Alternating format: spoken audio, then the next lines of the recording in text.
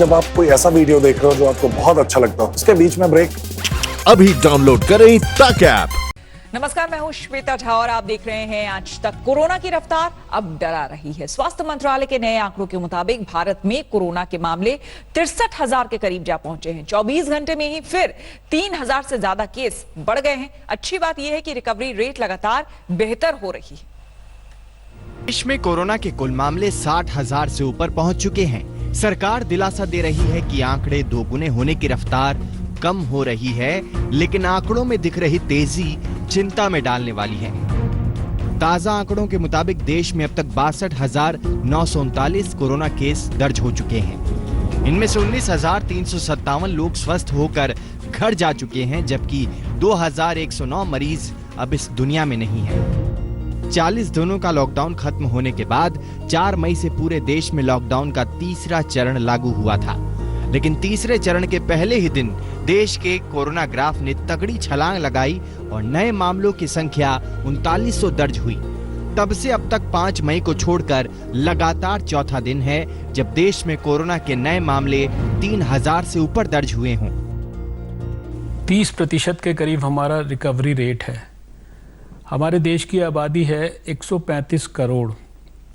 दुनिया के शायद 20 बड़े देशों के बराबर हमारी अकेले आबादी है, लेकिन छोटे छोटे देशों में भी हमसे बहुत ज़्यादा संख्या में केसेस भी हुए हैं और दुर्भाग्यपूर्ण मृत्यु भी हुई है। 20,000 से ज्यादा मामलों के साथ महाराष्ट्र का कोरोना मीटर सबसे तेज है और महाराष्ट्र का सबसे बड़ा सिरदर्द मुंबई बना हुआ है। मुंबई की झुग्गी बस्तियों में संक्रमण के फैलाव पर काबू पाना उद्धव सरकार के लिए बहुत बड़ी चुनौती बनता जा रहा है और इस चुनौती से निपटने के लिए बीएमसी की कमान नए कमिश्नर को सौंप दी गई है। नए कमिश्नर इकबाल सिंह चहल कल ही धारावी का दौरा करने पहुंच गए।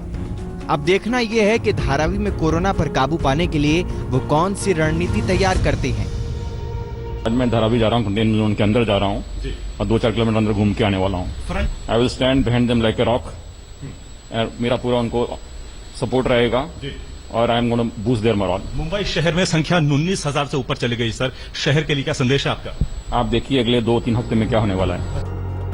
उधर अहमदाबाद में बेकाबू होती संक्रमण की रफ्तार पर लगाम लगाने के लिए एम्स के निदेशक को बुलाया गया है। डॉक्टर रणदीप गुलेरिया डॉक्टरों, अधिकारियों और विशेषज्ञों के साथ लगातार बैठकें कर रहे हैं और समाधान निकालने की माथापच्ची में जुटे हैं।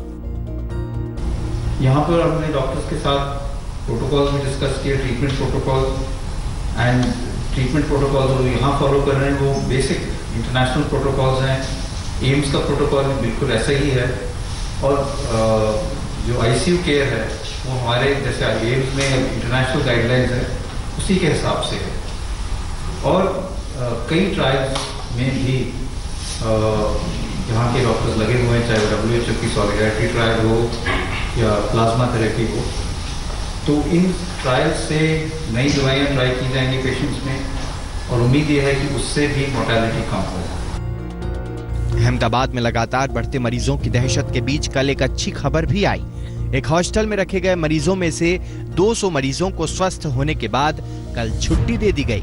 डॉक्टरों, नर्सों और बाकी स्टाफ ने इन सभी को शुभकामनाएं देकर अपने घरों के लिए रवाना किया। मुंबई से सौरभ वक्तानिया और अहमदाबाद से गोपी घांगर के साथ आज तक ब्यूरो।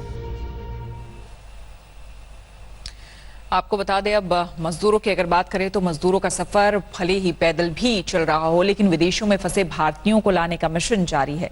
थोड़ी देर पहले ही मालदीव से करीब 700 भारतीयों को लेकर INS जलश्व कोच्चि पहुंचा। समुद्र को चीरता हुआ ये जहाज जैसे ही पहुंचा, लोगों के चेहरे खिल उठे।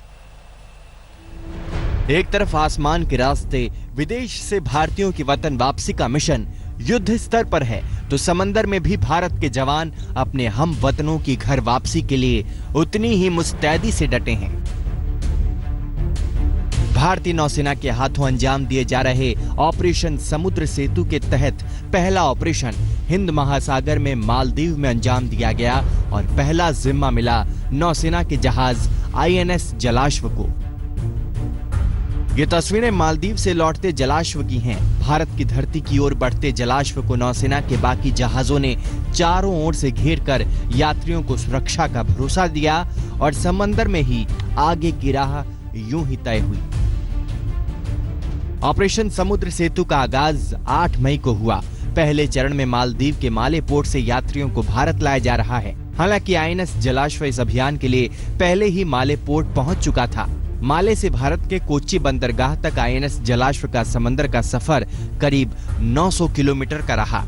आईएनएस जलाश्व के जरिए मालदीव से 698 भारतीयों की घर वापसी हो रही है। 698 यात्रियों में से 595 पुरुष और 103 महिलाएं हैं, जिनमें 19 महिलाएं गर्भवती हैं। मालदीव से भारतीयों की घर वापसी कराने के लिए आईएनएस मगर भी माले की ओर बढ़ रहा है। ऑपरेशन समुद्र सेतु के पहले चरण में करीब 1000 भारतीयों को वापस लाया जाएगा। I was very lucky that I got a call from them and I'm feeling very happy that finally I'm going back to my mom.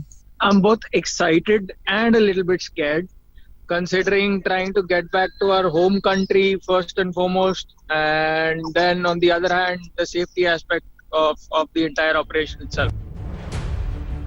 Corona महामारी के बीच भारत सरकार दुनिया भर में फंसे भारतीयों की घर वापसी का अभियान चला रही है और इस दौरान समुद्र के रास्ते ये पहली यात्रा अंजाम दी गई है। भारत के इस अभियान को दुनिया का सबसे बड़ा अभियान कहा जा रहा है।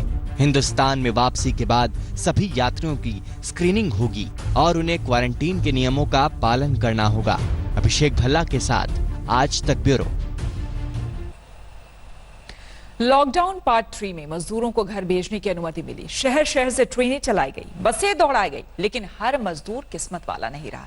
जब सब्र का बांध टूटा तो वो पैदल ही हजारों किलोमीटर के लिए सफर पर निकल पड़े। देखिए भरतपुर जयपुर हाईवे से आज तक की ग्राउंड रिपोर्ट। रोजी रोटी न रोजगार, अब तो बस घर वापसी का है इंतजार। वहीं का सफर है, बस वही मंजिल है। दावे तो रेल चलाने का भी है और बस दौड़ाने का भी, लेकिन ये इतने खुश नसीब नहीं है। तपती गर्मी, चुभते रास्तों पर ये पैदल ही निकल पड़े। पैरों में छाले हैं तो क्या हुआ, पेट खाली है तो क्या हुआ, रोते बिलखते बच्चे हैं तो क्या हुआ। मजदूरों के महापलायन का गवाह बनने आज तक संवाददाता आशुतोष मिश्रा भी निकल पड़े। हाईवे पर बेबसी की तस्वीर कैद करने के लिए आज तक संवाददाता ने राजस्थान के भरतपुर से गुलाबी शहर जयपुर का रास्ता तय किया। मजदूरों के दुर्दशा की तस्वीरें खत्म होने का नाम नहीं ले रही हैं। भरतपुर से जयपुर आगे बढ़ते समय रास्ते में ऐसी न जाने कितनी तस्वीरें दिखेंगी जो उस व्यथा की कहानी कहती हैं। कल्लू सिंह और उनका परिवार उसी व्यथा की एक तस्वीर है, जो झुंझुनू से चले जयपुर होते हुए भरतपुर आगे बढ़े हैं और अब आगे मध्य प्रदेश जाना चाहते हैं। भरतपुर से सफर शुरू होते ही रास्ते में कल्लू सिंह मिले, जो अपने 2 छोटे बच्चे, पत्नी, भाई और भाभी के साथ झुंझुनू से पैदल ही निकल पड़े। 10 दिन हो गए, लेकिन सफर जारी है। साइकिल की सवारी है, लेकिन वो सामान रखने, बीच बीच में बच्चों को राहत देने की जरिया बनी हुई है। मध्य प्रदेश के रहने वाले कल्लू सिंह झुंझुनू में गोलगप्पे बनाकर दूसरों का जायका बढ़ाते थे, लेकिन लॉकडाउन ने उनका ही जायका बिगाड़ दिया। सर गर्मी तो है, लेकिन इनके लिए कुछ खाने पीने के लिए नहीं है हमारे पास, और ना कहीं से मिल रहा है कुछ खाने पीने के लिए। सर ये बात है, इसके लिए हमें इनको लेके निकलना पड़ा। कोई लेने के लिए तो साइकिल है, लेकिन ये साइकिल चल नहीं सकती क्योंकि इस पर सामान है। सर साइकिल चल नहीं सकती है, बच्चों के पैरों में दर्द होने लगता है जब इनको बिठा लेते हैं, और जब इनका चलने का जी करता है तो थोड़ी बहुत देर तक चला लेते हैं। रंगाई पुताई का काम करने वाले दिवाकर प्रसाद तिवारी 10 दिन पहले गुजरात के पालनपुर से निकले। गुजरात का बॉर्डर पार कर अब वो राजस्थान की तपती दोपहर में सड़क नाप रही हैं। मंजिल सीतापुर है। 10 दिनों से हाईवे ही इनका घर है, यही खाना, यही बिछाना।